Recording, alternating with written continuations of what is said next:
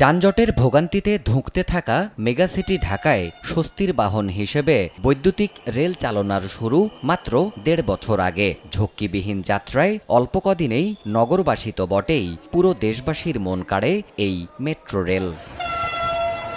কিন্তু হায়, আধুনিক সেই গণপরিবহনই ক্ষোভ প্রকাশের নিশানা হলো নাশকতাকারীদের। কোটা আন্দোলনে ভর করে গেল শুক্রবার মিরপুর ১০ ও কাজীপাড়া মেট্রো স্টেশনে তাণ্ডব চালানো হয় নির্বিচারে। তিলে তিলে গড়ে তোলা রাষ্ট্রের সম্পদ বিধ্বস্ত হয় নিমিষেই। অবশেষে বন্ধই হয়ে যায় এই সার্ভিস।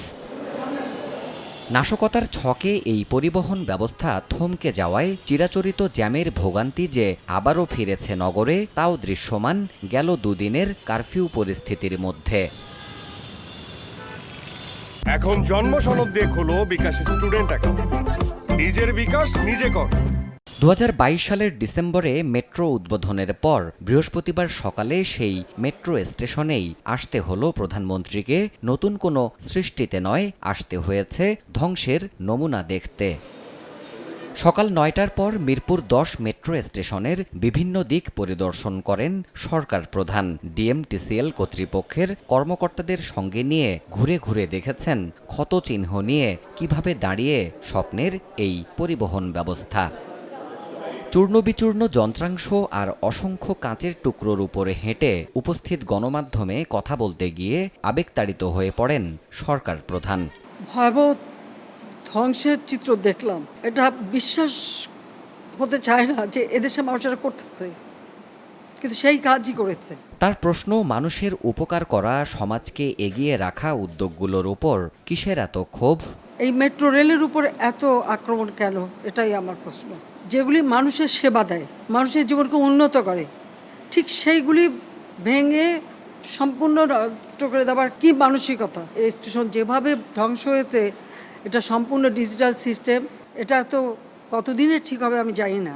সরকারের অনুরোধের পরও কেন শিক্ষার্থীরা কথা শোনেনি তা বিবেচনায় নিতেও দেশবাসীর প্রতি অনুরোধ প্রধানমন্ত্রীর। কোটা আন্দোলনকারী থেকে শুরু করে দেশবাসীকে একটু বললাম যে একটু ধৈর্য ধরতে হবে।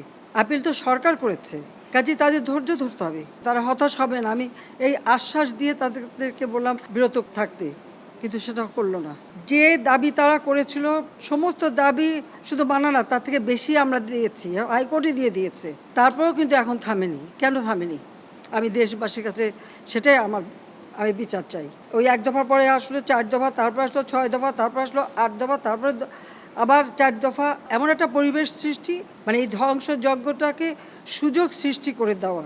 রাষ্ট্রীয় সম্পদে এভাবে ন্যাক্কারজনক হামলা যারা চালিয়েছে তাদের বিচারের ভার দেশবাসীর ওপর ন্যস্ত করেন সরকার প্রধান।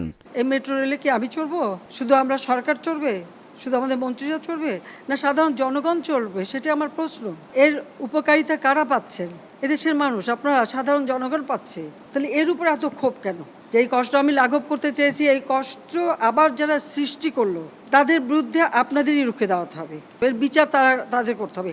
আমি তাদের কাছেই বিচার চাই।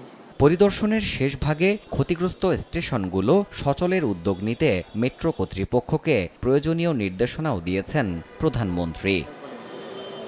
বলার অপেক্ষা রাখে না, যানজটের এই নগরীতে মেট্রো রেল এক আশীর্বাদের নাম। আর সে কারণেই এটি উদ্বোধনের পর স্বাগত জানিয়েছেন সমাজের বিভিন্ন শ্রেণী পেশার মানুষ, হয়েছেন আবেগতাড়িত।